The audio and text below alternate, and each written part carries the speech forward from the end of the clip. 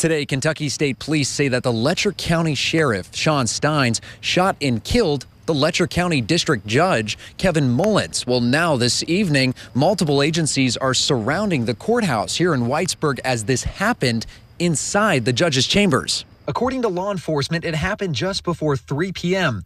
That's when authorities say they received calls of shots being fired from inside the Letcher County Courthouse. Letcher County Sheriff.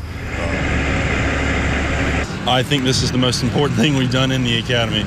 So we had this opportunity come up in the middle of last year. A house became available for hosting a training burn that we were going to be able to use for training.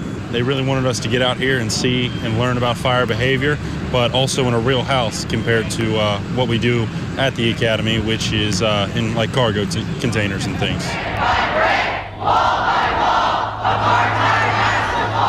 Wednesday evening, pro-Palestinian protesters gathered on the University of Kentucky's campus. We're here to make our voices heard and to let officials at the university level, at the state and city level know that we're here to use our voices and to let them know that we will stand silent in the face of injustice. As the war rages on between Israel and Hamas, college campuses across the United States are seeing protests, some of which turn violent. But organizers of the Solidarity for Gaza rally say their main goal is peace. Do you want to go see if Santa brought you? All right, let's go. Kids are coming in, getting a cookie and hot chocolate. They're then going to see Santa Claus, and then they're coming through getting a bag full of toys. I'm just so honored that they invited me to be a small part of it, because this is joy, and to see the kids' faces, to know that they are going to be so excited to get these presents. You know, it makes all the adults' days too. You know, we're not machines, we're human beings. The walkout from the Kentucky truck plant comes after negotiations between the United Auto Workers and Ford failed to come to a compromise on a new contract. KTP produces the large F-Series pickup trucks, including Super Duty and the F-250. And Ford Motor Company needs to come to the table and give back what they took from us in 2008. They took our concessions. This is her first Halloween, her first holiday, and it made me very happy that she was still going to get to do something with it, even though she was in the hospital. It warms my heart, basically, because I'm like, as soon as even giving out their costumes, they get so excited and can see them kind of light up and get more energy than they usually have. This is Davina. She is 3.5 months old, and she was diagnosed with having a subglottic hemangioma in her airway, but she has been on the road to recovery and doing our top story at 6. Thousands of people in the Capitol today for the reenactment of the historic March on Frankfurt that happened more than half a century ago.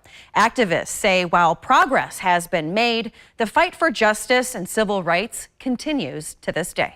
But why are we still talking about them? That's the question at hand. Organizers of the modern-day Frankfurt Freedom March say race is no longer the sole issue. Ironically, we're still marching to pay homage, but we're still marching for legislative change as well. Some Kentucky bills in this legislative session, organizers say discriminate certain groups beyond race.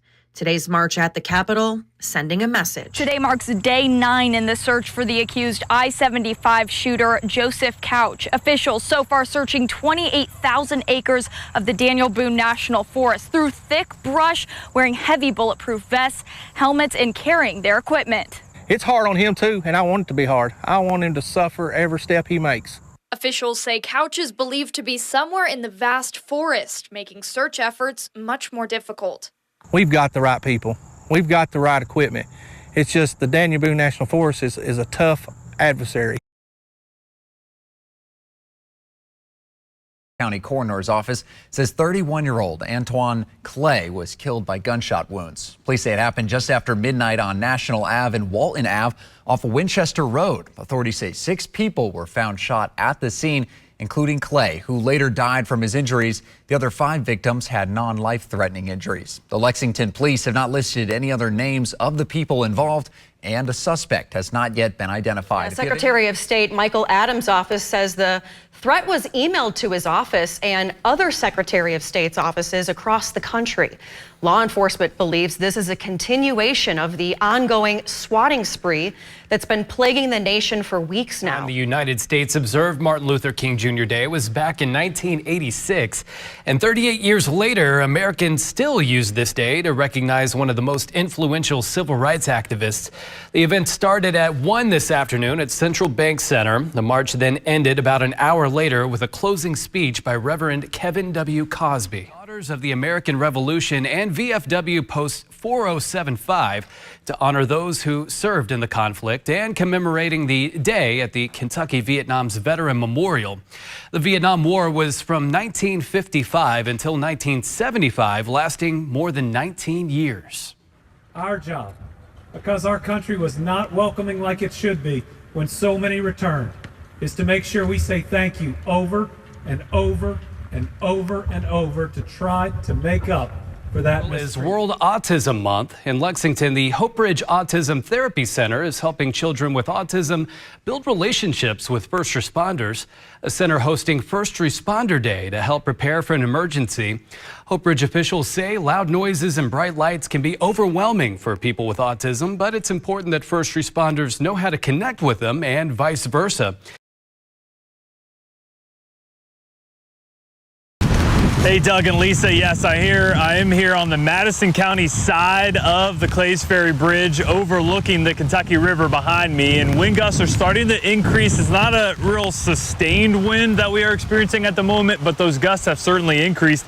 I'm a little anemometer here measuring the wind, and right now we have seen sustained winds 10 to 15 miles per hour, nothing excessive yet. But I am here today talking with Bob Singleton, who is the marketing chair this season, and Bob is going to be here any minute now. He's coming. Hey, Bob. How you doing? I'm good. Good. What just happened? Well, this is one of our entrances. What?